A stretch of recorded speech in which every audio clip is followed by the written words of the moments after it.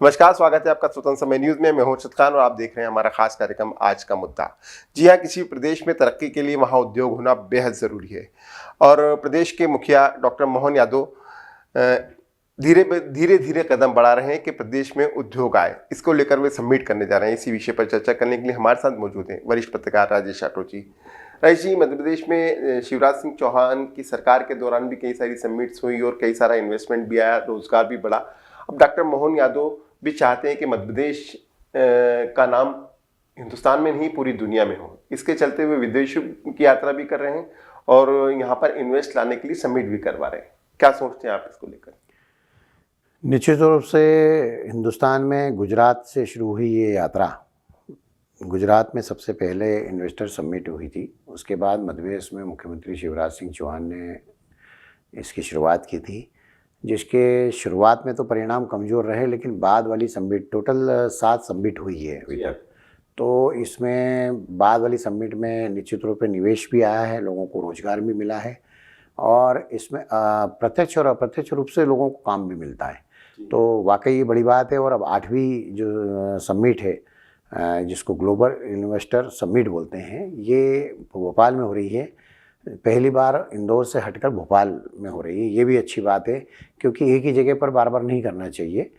तो निश्चित तौर पे उसके लिए मुख्यमंत्री बहुत प्रयास कर ही रहे हैं। वे जाने वाले हैं जापान, 27 तारीख को चले जाएंगे और 1 तारीख तक जापान में रहेंगे।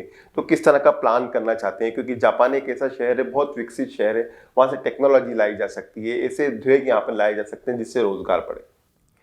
27 जनवरी से 1 फरवरी तक 4 दिन तक जापान की यात्रा पर मुख्यमंत्री मोहन यादव अपने अफसरों की टीम के साथ जाएंगे। वहाँ 1-to-1 उद्योगपतियों से करेंगे और उनसे कहेंगे, क्योंकि जापान हमारा इस बार इन्वेस्टर समिट का पार्टनर भी है। 2 देशों को भी पार्टनर बनाया जा रहा है, ये बड़ी बात है। और वहाँ के उद्योगपति आएंगे और ग्लोबल इन्वेस्टर समिट में उद्घाटन करने प्रधानमंत्री श्री नरेंद्र मोदी आएंगे और समापन के कार्यक्रम में संभवतः राष्ट्रपति आएंगी। दोनों का आना तय है। और भोपाल में होने वाली समिट को लेकर मुख्यमंत्री ने जो सख्ती से आदेश दिया है अफसरों को, ये कि जो वाकई इन्वेस्टर हैं और जो वाकई बिजनेसमैन है वही समिट में आना चाहिए, फालतू लोग नहीं आना चाहिए।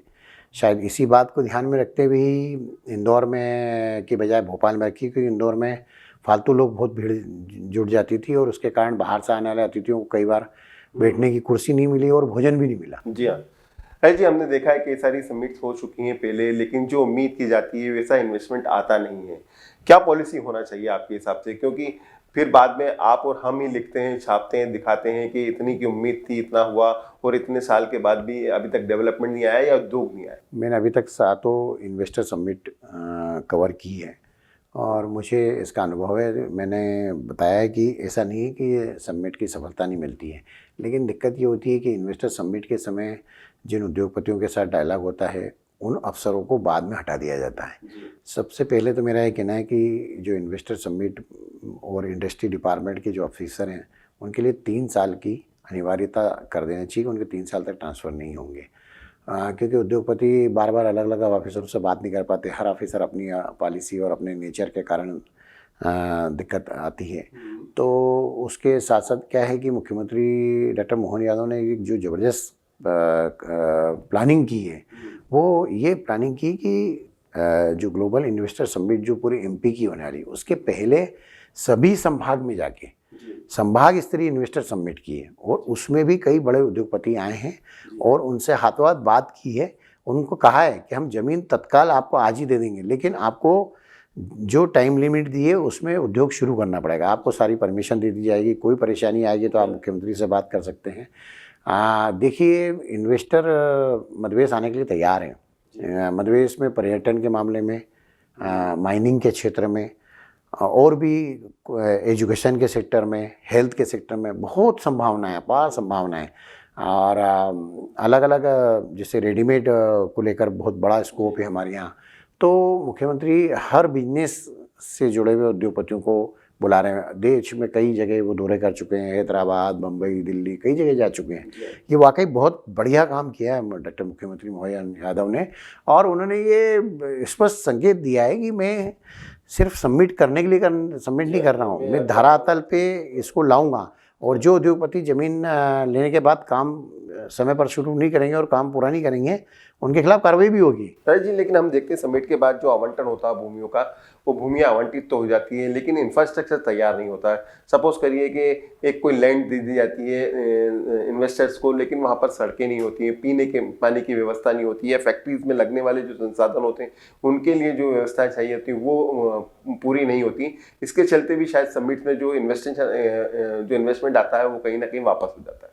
संभाग स्तर पे जो सबमिट हुई है उसका सबसे बड़ा फ़ायदा यही मिला है कि शहडोल संभाग हो या रीवा संभाग हो या इंदौर हो, खंडवा ये अपना उज्जैन संभाग हो, भोपाल संभाग हो, होशंगाबाद संभाग हो, जो भी संभाग हैं वहाँ पर ये समस्या आई है कि भाई वहाँ तक अप्रोच रोड चाहिए, पानी का साधन चाहिए, उसके बाद सीवरेज सिस्टम भी चाहिए और भी तमाम सुविधाएँ, बिजली बहुत बड़ा इशू होता है। तो मुख्यमंत्री ने तत्काल ये कहा है कि पहले काम शुरू करें उसके बाद ज़मीन आवंटित करें। मतलब जो इंफ्रास्ट्रक्चर में बिजली, सड़क, पानी जैसी जो महत्वपूर्ण सुविधाएं, बल्कि मुख्यमंत्री ने मुख्यमंत्री ने कहा कि ये काम हम कर दें उसके बाद उद्योगपति को ज़मीन अलॉट करें।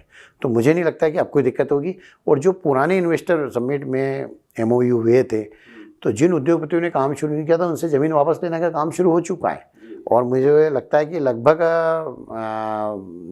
2-3 लाख एकड़ ज़मीन जो है उद्योगपतियों से वापस ले ली है, जो अब नए उद्योगपतियों को दे रहे हैं। तो ये बहुत अच्छी बात है और ये करना भी चाहिए। दूसरा, मुख्यमंत्री ने ये भी कहा है कि जिस इलाके में उद्योग लगेगा वहाँ के निश्चित एक परसेंटेज के रूप में युवाओं को, लेकिन वो कैपेबल हो। दिक्कत ये होती है कि सरकार चाहती है कि युवाओं को रोजगार दें, कंपनी वाले भी चाहते हैं कि हम यहीं के व्यक्ति को रोजगार दें ताकि हमको उनको ठहराने की खाने पीने का इंतजाम नहीं करना पड़े, वो अपने शहर से यहीं कहीं आ जाए। लेकिन दिक्कत ये होती है कि स्किल डेवलपमेंट वाला जो काम है वो नहीं होता। तो मुख्यमंत्री ने स्किल डेवलपमेंट प्रोग्राम भी लगातार शुरू करवाया है ताकि लोग उसमें दक्ष हो जाए। जिस कला में, जिस काम में युवाओं को दक्ष होना चाहिए उसकी भी व्यवस्था की है। पूरे देश में एक ये सवाल बार बार उठता रहा है कि रोजगार घट रहे हैं। प्रधानमंत्री नरेंद्र मोदी से लेकर डॉक्टर मोहन यादव लगातार ये कह रहे हैं कि रोजगार आएगा। तो ये समिट के बाद क्या लगता है, हालांकि घोषणा की गई कि 2 लाख के लगभग रोजगार उपलब्ध होंगे समिट के बाद, जो इन्वेस्टमेंट आएगा और जो उद्योग लगेंगे उसके बाद। देखिए, इन्वेस्टर समिट में जो भी MOU होते हैं उसके बाद फैक्ट्री कोई भी हो साल भर कम से कम लगता है, और यदि बड़ा प्रोजेक्ट तो 2 से 3 साल लगते हैं। लेकिन फैक्ट्री का काम शुरू होते ही मजदूरों को काम मिलने लग जाता है, रॉ मटेरियल बिकता है, सीमेंट, सरिया, लोहा सब, वो कहीं बाहर से विदेश से तो आता नहीं, यहीं से खरीदते हैं, है ना।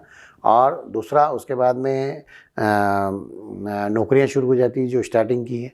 वो सिक्योरिटी गार्ड की नौकरी की बात करो आप या मैनेजर की बात करो आप, तो नौकरियां मिलना शुरू हो जाती है। लेकिन दिक्कत यही आती है कि सरकारी नौकरी के भरोसे तो हम रह नहीं सकते, ये बात बिल्कुल सही है। सरकार कितनी भर्ती करेगी आखिर, लेकिन जो प्राइवेट सेक्टर में जो है और नौकरियों के अवसर बहुत ज़्यादा, और वाकई नौकरी मिल सकती है। लेकिन हमने भी ये देखा है कि युवाओं को साथ दिक्कत ये है कि वो सिर्फ डिग्री के भरोसे नौकरी चाहते हैं, स्किल डेवलपमेंट नहीं हो रहा। स्किल डेवलपमेंट वाली जो इशू है उस पर युवाओं को बहुत ज़्यादा ध्यान देना चाहिए। और अब मध्य प्रदेश के मुख्यमंत्री डॉक्टर मोहन यादव ने ये प्रयास भी शुरू किया है कि भाई युवा खुद भी इंडस्ट्री डाले। हम 10,000, 20,000, 50,000 फुट की ज़मीन अलॉट करने को तैयार हैं, और जो स्टार्टअप योजना है उस पर मुख्यमंत्री लगातार इसलिए काम कर रहे हैं। अब ओवरऑल क्या लगता है कि समिट के बाद वाकई मध्य प्रदेश एक ऐसा प्रदेश होगा जिसे विकासशील प्रदेश कहा जाएगा? क्योंकि अभी हम ऐसा मानते हैं कि मध्य प्रदेश काफ़ी पिछड़ा हुआ है।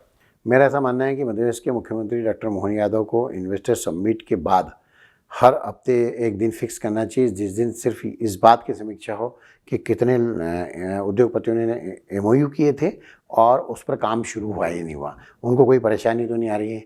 यदि मुख्यमंत्री ने ये काम कर लिया तो निश्चित रूप से हिंदुस्तान में सबसे ज़्यादा उद्योग मध्य प्रदेश में लग जाएंगे। निश्चित रूप से हम भी उम्मीद करते हैं कि आने वाले समय में मध्य प्रदेश में उद्योगों की बाढ़ आ जाए। जिस तरह से डॉक्टर मोहन यादव प्रयास कर रहे हैं, उनके प्रयास सफल हो, मध्य प्रदेश के युवाओं को रोजगार मिले।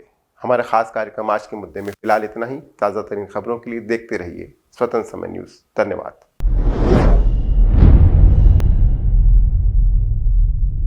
प्योर श्योर दूध और घी, माँ के प्यार सा, मिलावट से दूर, भरोसे से भरपूर, प्योर भी श्योर भी।